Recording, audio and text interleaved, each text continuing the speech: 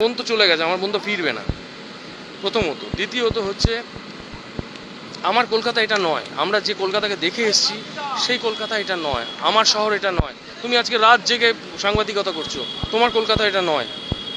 আজকে তো তুমিও ইনসিকিউর, আমাদের অভিনেত্রীরা তাহলে রাতভর শুটিং করে বাড়ি ফেরে, তো ইনসিকিউরিটিটা ব্যাপারটা ওরকম নয়, এরকম এগুলো ঘটতেই থাকে।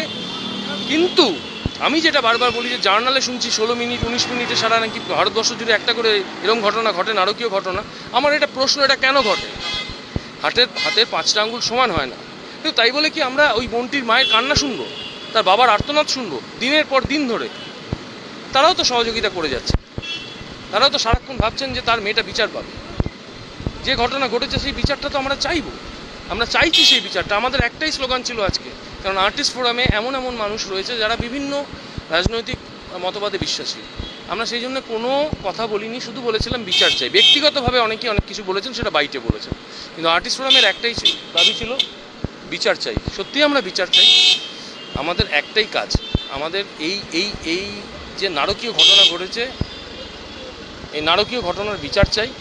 এই নারকীয় ঘটনা যারা করেছে তার শাস্তি চাই, এবং এমন চূড়ান্ত চরমতম শাস্তি চাই যাতে ভবিষ্যতে কেউ না করতে পারে। আর এরকম একটা কাজ কখনো কেউ না করতে পারে, যাতে তোমরা আমরা আজকে আমার বাড়িতে ঘটলে কি হতো, আজকে তোমার বাড়িতে ঘটলে কি হতো, আমরা তো আরও ফিউরিয়াস হয়ে যেতাম।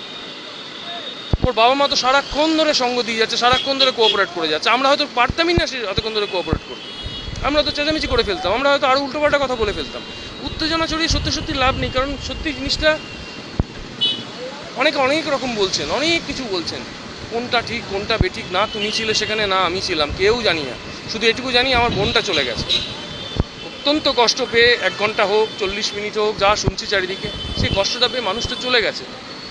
কত কষ্ট করে বাবা মা পড়িয়ে, বাড়িও সবাই দেখেছো, তোমরা গেছো বাড়িতে দেখেছো, কত কষ্ট করে পড়িয়ে আমার বোনটাকে মানুষ করছিল, সে তো চলে গেল।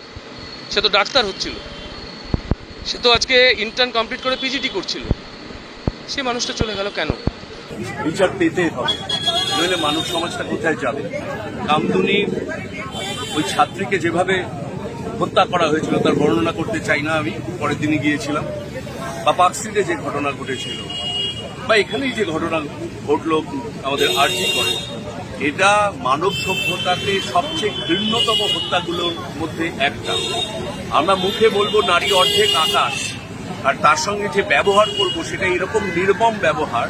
তারপর মানুষ ক্ষোভে ফুঁসছে, মানুষ রাস্তায় নেমেছে, এবং মানুষ যদি দেখে তারা যদি বিচার না পায়, তাহলে এই সরকারকে অবিলম্বে পতন চাই আমরা, এবং নতুন সরকার, কেন্দ্রীয় সরকার, সিবিআই যে আমাদেরকে বিচার দেবে, আমরা সেই বিচারের দিকে তাকিয়ে আছি।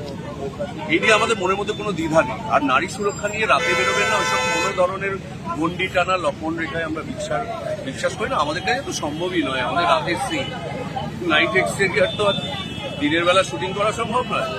তো ওইসব আলোচনা বাদ দিয়ে আমার মনে হয় সংখ্যাগরিষ্ঠতা রয়েছে ওনাদের, নারীদের জন্য কঠিন আইন বলবৎ হোক। আর 2 নম্বর হচ্ছে, না পারলে পুলিশ মন্ত্রী, মুখ্যমন্ত্রী